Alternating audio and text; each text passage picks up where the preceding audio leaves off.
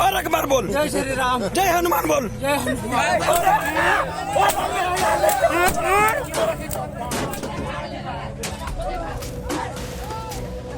Yet another precious life has been lost in Jharkhand to instant street justice via mob lynching. Anti-social elements killing people via religious bigotry have hit back again. Have people lost faith in the system? Is bashing up people with impunity and inflicting violence in the name of Ram become a license to kill? Remember, all of this is going on despite the Supreme Court last year directing our netas to enact a law, and it also gave out preventive measures to deal with the heinous crime. Let's decode what's really allowing hate crimes to go unchecked.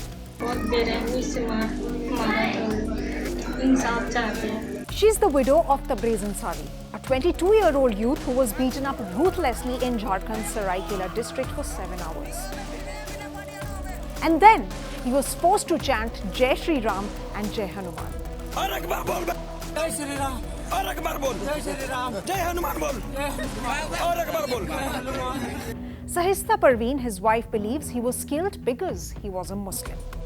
Now look closely and you'll see that there's a well-oiled ecosystem of violence that exists around hate crimes. Let's try and join some disconnected dots to see the larger political agenda. Tabriz Ansari was lynched to death merely on the suspicion of a bike theft.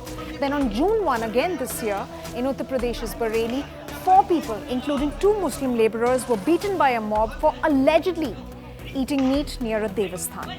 So what do all of these cases have in common? Suspicion. For instance, in April 2017, exactly the same pattern followed in the lynching of dairy farmer Pehlu Khan, who was from Alwar and who was suspected again to be a cow smuggler. Then, in September 2015, even Muhammad Ikhlaq was dragged from his house and stoned to death on the mere suspicion of slaughtering a calf. July 2018 again, the story of Rajasthan's Rakbar Khan isn't any different. He was lynched merely on the suspicion of being a cattle smuggler. Now that brings us to the second point, which is about investigation.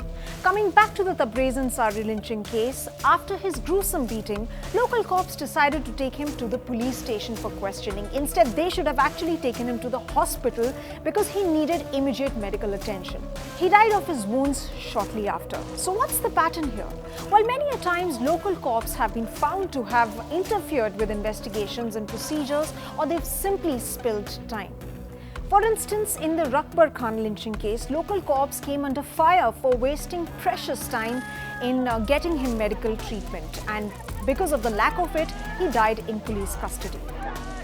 Kavita Krishnan of the All India Progressive Women's Association explains more on police apathy. We have to treat this primarily as a problem of a politically inspired hate crime. The police basically turns a blind eye.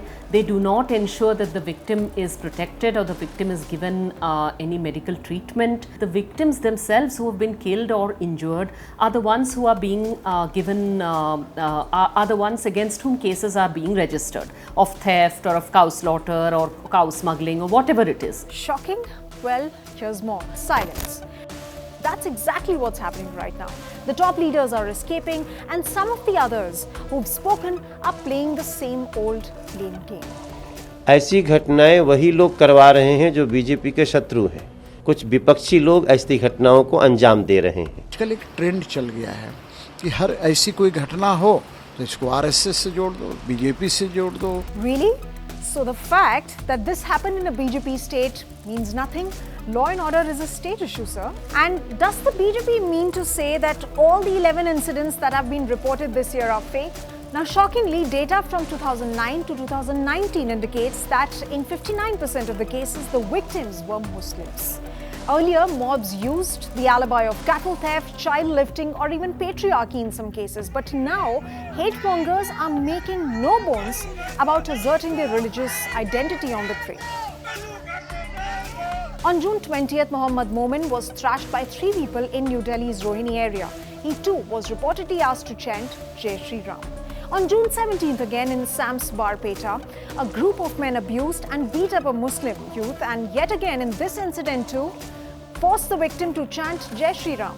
hate crime forces are feeling so emboldened that they don't feel the need to pretend that this is about cow slaughter or anything like that. Most of the incidents, most of the hate crimes were faith-based hate crimes. They were hate crimes against Muslims. Hence, it's no surprise that Jai Shri Ram is echoing in our parliament too.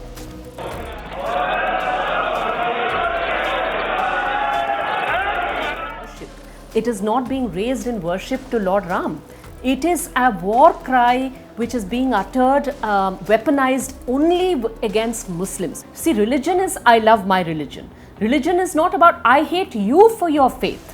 This despite the PM asking for stringent punishment for Tabriz's killers. युवक की हत्या का दुख यहाँ है, सबको है, मुझे भी है और होना भी चाहिए। दोषियों को कड़ी से कड़ी सजा भी मिलनी चाहिए। In fact, on earlier occasions as well, he's delivered tough blows to cow vigilantes and spoken about making minorities mainstream. But is it scathing enough? Because if that wasn't the case, why would former Union Minister Jayant Sinha be seen garlanding the accused in the Alimuddin Ansari lynching case? Or for that matter, this group of men who were the prime accused in Muhammad Akhlaq's lynching in Dadri actually got front row seats at Yogi Adityanath's rally in Greater Noida. All in all, condemning violence simply is not enough because what our politicians seem to be doing right now is certainly not discouraging the mobs. Exemplary action instead needs to be taken.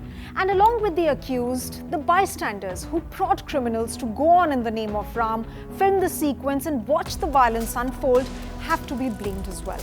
They're hard to miss in every single lynching video that unfortunately goes viral. And lastly, think about this. Chanting Jai Shri Ram didn't really absorb the braze of the alleged crime. So the next time you press the share button on a religious beating, think.